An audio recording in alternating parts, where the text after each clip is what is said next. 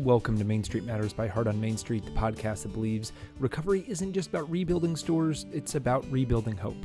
I'm your host, Patrick Keiser. This week, our team traveled to Western North Carolina, a region that is still feeling the effects of the devastating storm season where two retailers, really two families, are working every day to pick up the pieces and find their way forward. And thanks to your support, we got to deliver more than just a check. We brought them a message. You're not alone. We had the honor of making two very special donations to two incredible retailers who've been through more than most of us can really even imagine. This episode is about what happens after the storm and how support, both financial and emotional, can help light the way forward. The beauty of the Carolinas can sometimes hide the scars left behind by storms. One minute you're surrounded by mountain views, the next you're standing on a main street that looks like time has stopped the moment the water rose. Because of our itinerary for the day, I did not have a chance to go to Asheville, which has gotten a lot of national attention, but we did spend several hours in Chimney Rock. We were there in November of 2024 as well, and while the media, funding, and national attention has moved on, the town is still very much in recovery. There's been a lot of progress, don't get me wrong, but there's still so much more to be done. I felt it the first time that we visited, but it's hard to put into words just how unfathomable the destruction at Chimney Rock is, unless you're there and you can see it and process it. Driving into town, you see the destruction. Felled trees, remnants of rock slides, and the murky waters of Lake Lure, which served as kind of a disposal point for everything to wash into. All along, you're driving near a peaceful, serene river that comes and goes, out in and out of the view from the road. When you arrive in downtown Chimney Rock, you see a pleasant Main Street strip of stores that backs up and overlooks this river. It's tough to imagine how this river that's maybe 50 feet wide and sits at least 20 feet below street level could fill up a riverbed that's probably 400 feet wide and flow up to meet Main Street. I struggle to verbalize this imagery because it's truly unfathomable unless you're there and you can see what I'm talking about. Unfathomable really is the best word for it. You look and you think that there's no way that this little river down there did this, that it wiped out foundations, that it flooded stores, that it caused so much destruction. But the evidence is visibly there. It did. As the town has been in the process of rebuilding, they've created a makeshift detour road that allows you to drive onto part of the riverbed and avoid parts of the road that are being rebuilt. This was not there in November, so we saw the town from a different angle this time. You look up and you see buildings half hanging off a cliff where the rock face underneath it was just washed away. You feel small looking up at the town from the riverbed, and the constant question persists, how could this have happened? Again, we were not able to go to Asheville this time, but I'm hoping to organize a group very soon to go to help rebuild stores because I'm sure that I will find a similar scene. More feelings of disbelief and questions about how was this possible? For this trip, we met with two independent retailers, both of whom lost nearly everything during last year's brutal hurricane. And yet, they're still standing. Differently, but still standing. Their stories are hard to hear, but important. Insurance doesn't come close to covering the cost of recovering and repairing. Inventory was lost, foundations cracked, and left them with a future uncertain. But these just aren't business owners. They're community members. Their stores are where birthday gifts and wedding presents are bought, where neighbors gather, where a town finds its heartbeat. And that's why we were there. We visited two stores this week. Gabriel, which opened up a second location in Asheville in February of 2024, but is now operating out of that first location in Waynesville, North Carolina. and Willow Creek, which was originally located in Chimney Rock and is now in Forest City, operating as the Gift Cottage. Some of the cruel irony of Hurricane Helene is that some areas were absolutely devastated. Buildings washed away, the destruction just so present, and it's taking so long to recover from. Other areas, completely untouched. Both of these retailers were hit hard by the hurricane. They lost their storefronts, their inventory, their sense of stability. And yet, they're still here, still working, still hoping. And this week, with a little help from our partners and supporters, we brought them a little bit of relief. Heart of Main Street's mission is to bridge the gap between disaster and reopening. That gap is often where dreams die. We refuse to let that happen. Every dollar we give goes straight to the retailer. No red tape, no overhead, just real help when it's needed most. It was humbling. It was hopeful. It was a reminder that what we do, what you do, matters more than you think. We presented each store with $5,000 in donations, made possible by a fundraiser organized by the Link companies back in January. That fundraiser was spearheaded by the Link CEO, Brad Rosenkamp, who traveled with us to North Carolina this week to meet recipients in person. Brad's presence and commitment to the mission truly made the moment even more meaningful. But that wasn't all. Joining us on the trip was Beth Lewis, the owner of Old Time Marketplace in Madison, Indiana. Beth went above and beyond, driving down from Indiana, bringing with her approximately $5,000 worth of product donations for Willow Creek. These were items from her own store, hand-picked with care and generosity. She didn't just bring inventory, she brought kindness, solidarity, and a belief in the Main Street community. We delivered those products straight into the hands of Willow Creek's owner, Don Hastings, who accepted them with a mix of gratitude and disbelief and emotion. Because when you've lost almost everything, the smallest gift can feel like a lifeline. And this was not a small gift. I had the chance to interview Don about, everything that's happened since last September, and I want you to hear his story in his own words.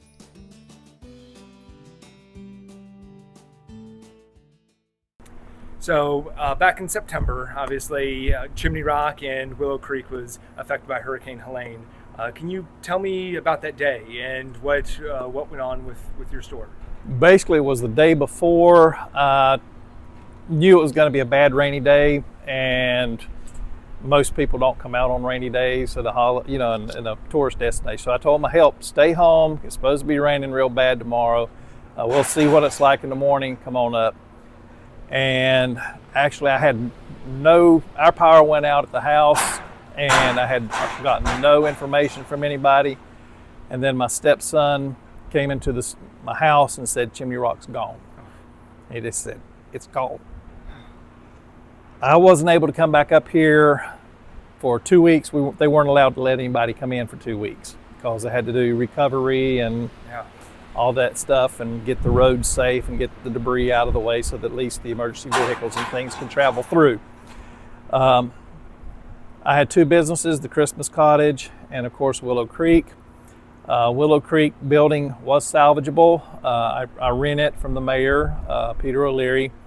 I was renting the Christmas Cottage from a nice lady. Her name is escaping me right now. Miss Bonnie. Everybody knows her by Miss Bonnie, 96 years old lady. And her was knocked off the foundation. The building was condemned and had to be torn down. This one was gutted and refurbished through Spokes of Hope. All donated. Everything's donation that they're working through rebuilding the town with. The infrastructure, roads, water systems, everything has been replaced, and that was done through government and state and government assistance on that. The town itself, some of the businesses are over here at the Equestrian Center, and they are trying to keep things going over there with them until we can get back over here in here. I currently have a little shop myself down in Forest City, and we're trying to keep it afloat as well until we can get back up here and get back into the business. And they are saying, hopefully, Memorial Weekend, knock on wood, but we'll see. Hopefully. It sounds like the community has really kind of rallied together to help out a lot. I know you've received fixtures, and our friends at Old Time Market have donated some product to you all. What has that been like to just see the community come together around this? It's very good. I mean, a lot of folks, I mean, you take for granted people. A lot of times you see every day, you take for granted. And now to see what they're having to go through, you're having to go through the same thing, and it's all bringing us a little bit closer together. Like I said, the mayor personally came to me. I rent from him. He says, I want you to come back. Please come back. And so we're trying to do, he's wanting to keep the town together and to keep it going. So that's what we're going to try to do our part and be up here to do it. And this helps immensely. And that's amazing to see the town come together. And so Heart on Main Street is able to make a donation to you all. Any idea of what you'd want that to go towards, or how it will help you rebuild and recover? Main thing right now, we have, with what we have been able to sell in the other location, I was left holding $35,000 in inventory that I still owed other people. That was finally paid off this past week. Congratulations. And so this now is going to go towards the purchase of new equipment. Good. I mean, not new equipment, but new equipment, new inventory. That's where it's going to go. I've pretty much got enough display material now. So now I have to look at getting, computers, and because I lost all that, cash register and credit card machine, all that was lost in the flood. But it's going to go definitely for that, and for also helping to pay an employee to help me out so I don't have to work every day. Well, we're happy to be a small part of your recovery. And again, I can't wait to see you reopen and all the great things that are in your future. So, I appreciate it. Thank you very much, sir. Of course. Thank you. You could tell from the emotion in Don's voice that it's hard to talk about this. It's hard to talk about how you lost everything, how your town was demolished, how people in your community passed. But there's also hope from how the community has come together and really been there for each other throughout this period. You could hear the construction going on in the background as Chimney Rock was being rebuilt, as construction crews are actively there working and getting the town back on its feet. What struck me most during this visit wasn't the destruction that these retailers had endured, though that was immense. It was their strength, their grace, their refusal to give up, and their desire to keep going despite everything that's happened. Gabriel, store run by Jose Gabriel, had to close its Asheville location due to the storm damage. Thankfully, he and his partner still have their store in Waynesville to operate out of. He's adapting, adjusting, building something new from the foundation that he lost. I also spoke to Jose about his experience since Hurricane Helene and what that's been like for him.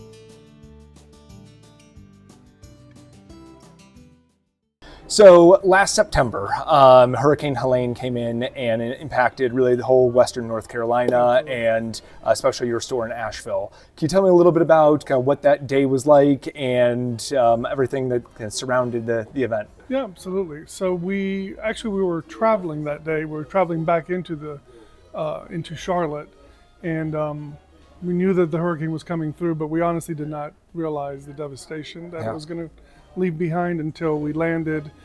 And in our GPS, we put our address in, and it said it was going to take us 7.5 hours to get to Asheville. Which should be 2.5, right? Yeah. Correct. Yeah.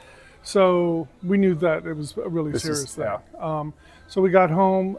We had two stores at the time, Asheville and Waynesville, which is where we are right now.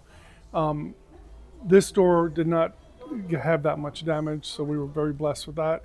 It took us 3 days before we could even get anywhere near Asheville or any kind of communication. We thought, honestly, we would be okay because we know the Biltmore Village area, and we are slightly removed Okay. from where the river kind of runs through, and we are like 6 feet above street level. Okay. And then 3 feet more to get into our store. So But you're even elevated, a good bit. way elevated. Yeah. We're like, you know what? I think we're okay. We probably got some trees or something in the way, but I think for the most part we're all right. Well, long story short, when we were finally able to arrive, we saw the mark on the wall my on the gosh. wall Yeah. of water, which is 5 feet, which means it had to be 12 feet deep at least to get to that level. Wow. So that was heart-wrenching because we Yeah. had just opened that store at the beginning of the year, February to be Yeah. exact. So yeah. So yeah, that whole area. I mean, whole I mean, area. you all were a little bit spared as being elevated, but it's still, 5 feet Yeah, of water there was throughout no- the store. There was nothing that. Honestly, in that whole Biltmore Village, if you were in the village, you were affected. And Wow. it wasn't just a little water here or there, it was serious. Wow. And as everybody knows, the economic impact has been debilitating. Huge places like the Biltmore State was affected. The Grand Bohemian Hotel, I think they're scheduled to open later this year, so Okay. they're coming back. But a lot of the businesses like us, we have to just collect the pieces and move on because Yeah. this is our livelihood. Yeah. It's not a hobby. Yeah. So what has recovery been like with the Asheville store? Is there? What's that? We're just kind of at a wait and see. We have not been able to recover any losses through insurance or anything like that. So we don't have the funds right now to reopen. And then to reopen in that same space, that space is still being dried out. Yeah. I Wow. mean, it's got silver pipes coming out of the windows to air out.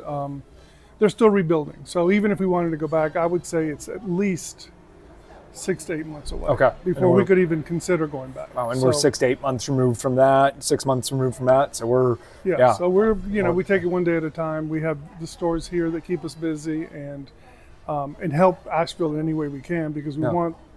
That's an important part of this Western North Carolina Absolutely. area. Yeah. So I feel like the community response to within Asheville and outside, there's been a lot. What has that been of just the community trying to help out other businesses in the area? It's been huge. A lot of so one of our neighbors, which is Gardner's Cottage, she's been doing little pop-ups at other businesses Okay. in Asheville, Yeah. which I thought was really cool that they would pick up and Yeah. help her out and say, well, come here and show your wares and sell whatever you can. It's not the same as having a store, but Sure. she's doing something and she's going to come back. She will rebuild and come back. And she was our neighbor.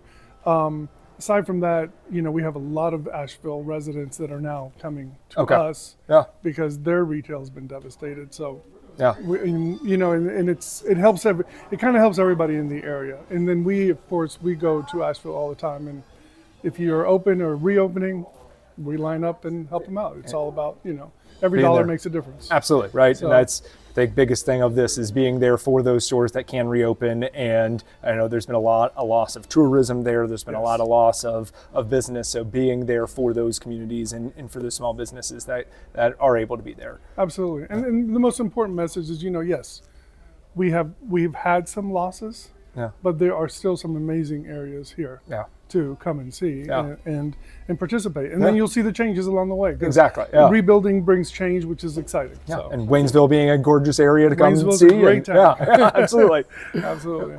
So donation to J. Gabriel, what does that mean for you all to help you out, or what do you think that can go towards to help you rebuild? So we kind of take a little fund, and every time we recover, and I will say this is the first that we've received. Yeah. So thank you again Of course. Yeah. to both Hearts on Main and to the link companies. We want to put that aside and just with the hope of being able to do something in the future. Good.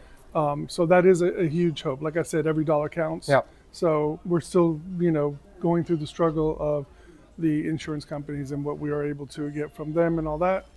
We'll see where that ends up. Well, we can't wait to see you guys reopen, and I'm really looking forward to everything in your future. Thank you. So, Thank you very much. I absolutely. appreciate it. Of course. Thank Pleasure. you. Yeah. Thank you. We are incredibly grateful for the generosity that made this week possible. If you've ever wondered what your donation does, this is it. It brings stores back to life. It supports livelihoods. It strengthens communities. You can help us continue this work, whether you donate directly, share our mission, or partner with us like Brad and Beth did. You are part of their story. If you're going to be heading to Dallas this summer for the Dallas Total Home and Gift Show in June, keep an eye out for our special fundraising event, One Night, One Heart. We'll be working with showrooms to raise more funds to help more stores, and we would love for you to be part of it. To Jose and Don, thank you for your courage and your heart.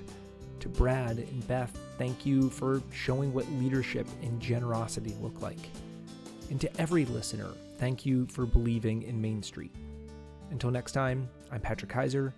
Stay inspired, stay local, stay hopeful, and keep your heart on Main Street. For more information about Heart on Main Street, you can visit www.heartonmainstreet.org. And if you'd like to reach out, you can email contact@heartonmainstreet.org. Thank you so much. Bye.